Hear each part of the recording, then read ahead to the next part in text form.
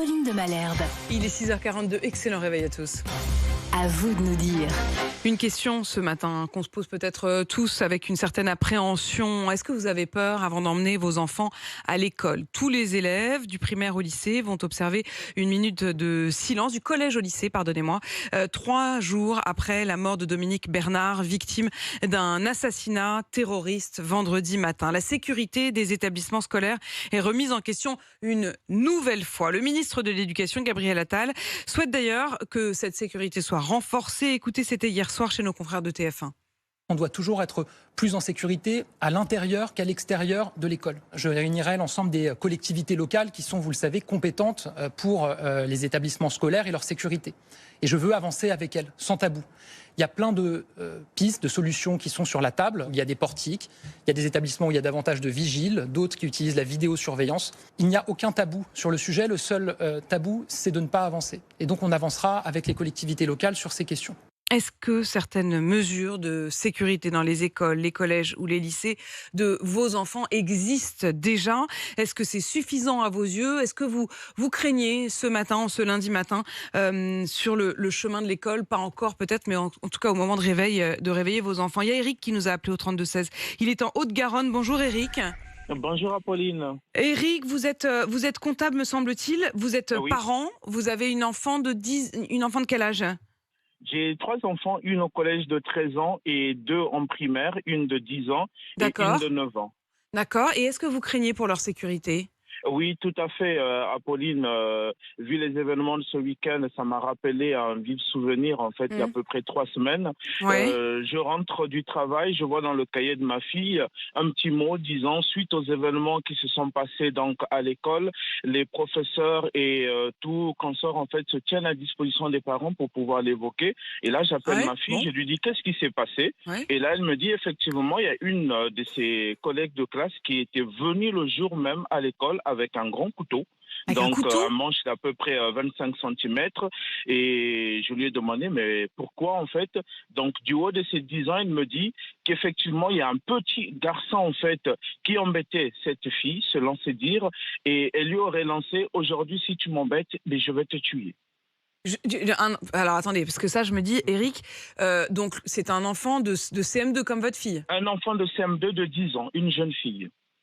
Donc quand c'est j'entends quand c'est une on parle, en fait, des collèges et des fille qui est lycées- venue, c'est une fille qui est venue avec un couteau. Oui, tout à fait, Apolline. Et parce que parce qu'elle avait un différend avec une de ses camarades. Avec un jeune garçon qui, soi-disant, l'embêtait. Vous D'accord. voyez Et où est-ce qu'on en arrive, Apolline. comment ça s'est réglé? Comment ça s'est réglé, Eric? Mais on en sait, c'est d'ailleurs ce qui est choquant, c'est qu'on n'en sait vraiment rien, sauf qu'à ce jour, ma fille me disait, la jeune fille de 10 ans a des séances en fait chez un psy, mais D'accord. il n'y a rien qui a changé. Ni contrôle, ni quoi que ce soit des sacs, des sacs des enfants, à part nous dire qu'ils se tiennent à disposition peut-être pour pouvoir l'évoquer, mais rien n'a changé. Elle a eu Donc, peur, c'est pour vous elle dire- a eu peur, votre fille, Eric? Et effectivement. Bon, après, c'est une copine de classe. Et, pour les enfants de 10 ans, c'est difficile pour eux, en fait, de comprendre ou de mettre les mots, en fait, sur ce qui s'est passé. Mais c'est vrai que ça a été un choc. Mais surtout pour nous, les parents, en fait. Bah, j'imagine, et puis surtout quand on découvre ça en ouvrant le carnet et en voyant le mot. Eric, l'équipe éducative, les profs, bon, ils ont fait ce mot, donc ils vous ont tous alerté.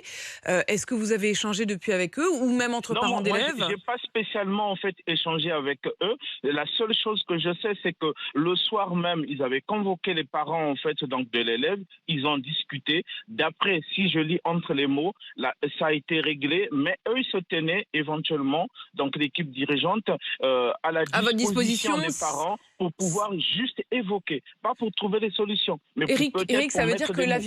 violence est rentrée dans l'école. Alors il y a plusieurs Dans questions l'école, évidemment, oui. parce que ce qui s'est passé vendredi, c'est pas une violence entre élèves, hein, c'est une radicalisation, c'est le bout même presque d'un processus quand on regarde la manière dont s'est radicalisé cet ancien élève, qui était d'ailleurs fiché S, qui était depuis quelques jours particulièrement surveillé, donc il sentait bien qu'il présentait une menace très importante avec un mobile, je dirais, qui est politique, religieux mais politique.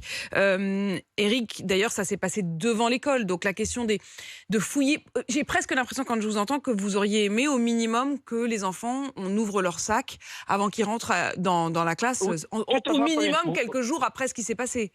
Oui, moi, en fait, là où j'ai été choqué, c'est que là, on parle des collèges, pensant que c'est peut-être au collège ou au lycée où il y aurait des problèmes, mais là, s'il y aurait eu un drame, ça serait passé à l'école des tout-petits. Et comme on dit, il y a peut-être, il n'y a pas en tant que tel, dans le fond, de mauvais élèves. Je ne sais pas qu'est-ce qui se passe dans l'éducation, qu'est-ce que cet enfant, en fait, subit. Je ne veux pas l'incriminer, ce n'est qu'une enfant, mais à un certain moment, quand je n'ai même parlé autour de moi au travail, ils me disent, mais que font les parents de l'enfant? Bien sûr que c'est. Alors d'ailleurs, cette question, elle se pose d'ailleurs assez globalement.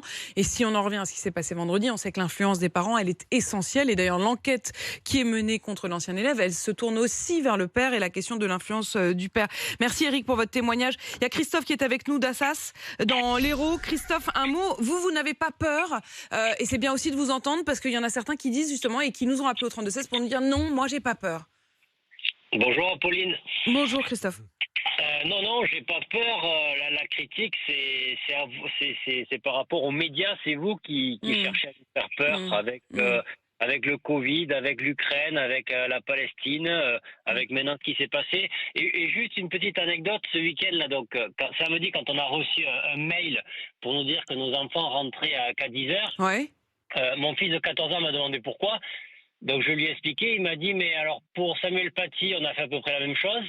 Pour ce monsieur, on fait la même chose. Et qu'en est-il pour la dame qui avait été tuée à Saint-Jean-de-Luz? Donc quand ce sont des professeurs hommes, on en parle beaucoup plus que des professeurs femmes. Voilà, ça l'a heurté. Ça. Alors en l'occurrence, Christophe, je peux tout à fait comprendre la question de... Il y a eu 3 professeurs qui ont en effet été tués dans les 3 dernières années. Il y a peut-être pour moi, la question n'est pas parce que c'est une femme. Et pour le coup, honnêtement, je vous le dirais si c'était le cas. C'est aussi parce que le contexte est différent. Ça n'était pas un attentat terroriste. D'ailleurs, il y a eu des enquêtes qui ont été menées depuis et qui ont bien montré qu'il s'agissait d'un acte isolé et probablement de quelqu'un qui avait des problèmes psychiatriques. Alors que Christophe, en l'occurrence, ce qui s'est passé vendredi pour Dominique Bernard, ce qui s'est passé il y a 3 ans pour Samuel Paty, c'est vraiment un problème d'attentat terroriste, de radicalisation islamiste. Donc le contexte n'est pas le même et pour moi, ça n'a rien à voir avec le fait que ce soit une femme ou des hommes. Par ailleurs, vous le dites Christophe, et on l'a bien entendu, vous n'avez en tout cas pas peur, et c'est pour ça aussi que vous appelez le 32-16 pour dire voilà, c'est vous qui créez une angoisse, c'est votre point de vue et c'est important aussi de l'entendre. On poursuit au 32-16, il est 6h50. RMC jusqu'à 9h. Apolline Matin.